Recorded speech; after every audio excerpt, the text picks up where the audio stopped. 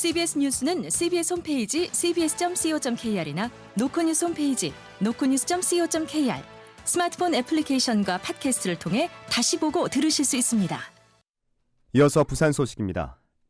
부산 범촌동 철도 차량 정비단을 강서구 송정동으로 이전하고 그 부지에 도심혁신파크를 조성하는 사업이 본격화됩니다. 박중석 기자입니다.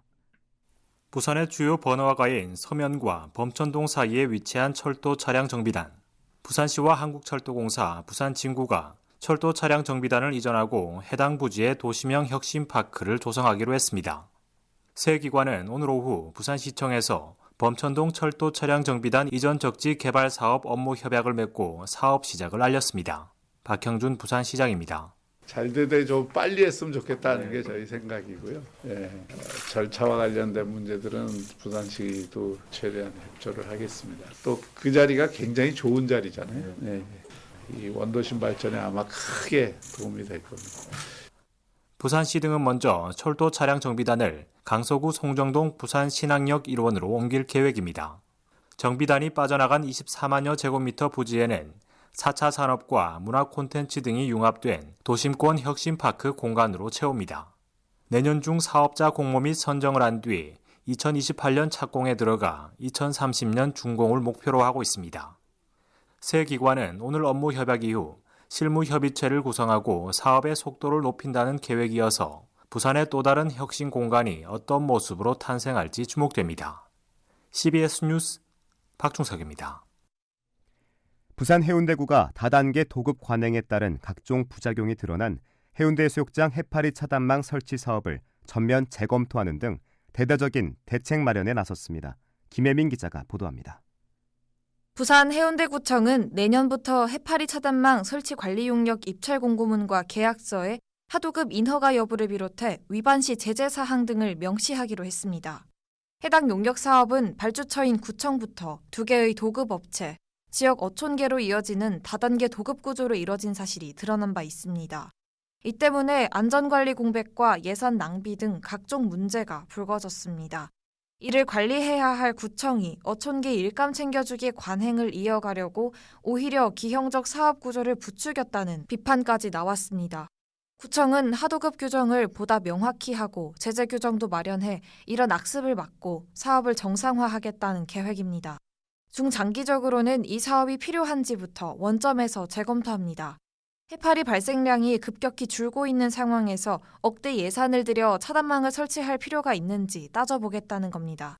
다만 해파리 쏘임 등 안전사고 위험은 여전해 앞으로 2-3년 정도 지켜본 뒤 사업을 계속할지 결정할 예정입니다. 구청 관계자입니다. 하도급 관련해서는 명확히 법리 해석을 통해서 하는 쪽을 신중히 검토 중이고 해파리 피해 방지 시설 용역도 전면 재검토를 구청에서는 지금 검토하고 있습니다. 이번 개선책으로 해파리 차단망 설치 사업을 둘러싸고 빚어진 각종 문제가 해결될지 지켜볼 일입니다. CBS 뉴스 김혜민입니다. 내년 총선 불출마를 선언한 국민의힘 장제원 의원이 부산을 찾아 윤석열 정부와 당의 성공을 기원했습니다. 장 의원은 오늘 오후 2시 사단법인 부산포럼 강연장을 찾아 새 인물이 등장하면 저는 긴 터널에 들어갈 거라는 걸 잘 알고 있으며 윤석열 정부가 성공하고 국민의힘이 총선에서 승리한다면 터널에서 나오지 못하더라도 만족한다고 말했습니다. 별도의 정치적 메시지는 남기지 않은 장 의원은 내일 오후 3시 자신의 지역구인 사상구에서 의정 보고회를 열 예정입니다. 부산시가 세계 대도시 순위에서 67위를 기록했습니다. 부산시는 세계적 컨설팅 기관인 레저넌스 컨설턴시가 발표한 세계 최고의 도시 보고서에서 67위에 올랐다고 밝혔습니다. 레저넌스 컨설턴시는 인구 100만 명 이상의 세계적 대도시 270곳의 환경과 사용자 평가를 분석해 매년 순위를 매기고 있습니다. 올해 1위는 영국 런던이 차지했으며 서울은 10위에 이름을 올렸습니다. 부산시의회 예산결산특별위원회는 부산시와 부산시 교육청에 내년도 예산안을 수정 의결했습니다. 예결특위가 의결한 부산시 예산안은 제출안보다 3억 원 줄어든 15조 6,995억 원이며 시교육청 예산안은 제출안과 같은 5조 6,655억 원입니다.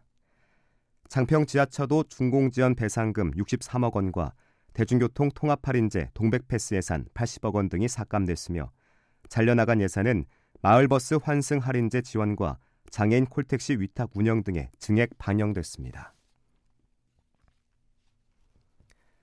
부산, 울산, 경남 등 동남권의 지역 내 총생산, 즉 GRDP 규모가 전국에서 차지하는 비중이 13.9%로 36년 만에 4.6%포인트 줄어든 것으로 나타났습니다. 통계청 자료에 따르면 2021년 기준 동남권 GRDP는 228조 7천억 원으로 전국의 13.9%에 불과했습니다. 부산의 1인당 GRDP도 2,900만 원으로 부울경 중에 가장 낮았습니다. 부산시는 시민 보행 안전을 위해 도심에 있는 콘크리트 맨홀 뚜껑을 철제 뚜껑으로 전량 교체할 방침입니다. 시는 올해 말까지 도심 내 맨홀 뚜껑 17만여 개를 전수조사한 뒤 내년 상반기 중 교체를 실시할 계획입니다. 이번 맨홀 뚜껑 교체는 최근 동구에서 노후 콘크리트 맨홀 뚜껑이 파손돼 행인이 다치는 사고가 난 것에 대한 후속 조치입니다. 끝으로 날씨입니다. 부산은 모레 새벽까지 돌풍과 천둥, 번개를 동반한 강한 비가 내리겠습니다. 예상 강수량은 30에서 80mm입니다. 기상청은 강한 비로 인해 가시거리가 급격히 짧아지고 도로가 미끄럽겠다며 교통안전에 유의할 것을 당부했습니다. 부산의 현재 기온 11.9도, 습도는 90%입니다.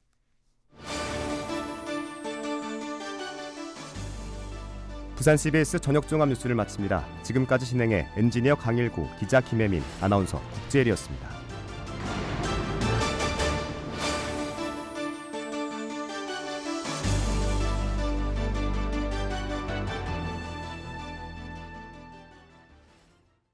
CBS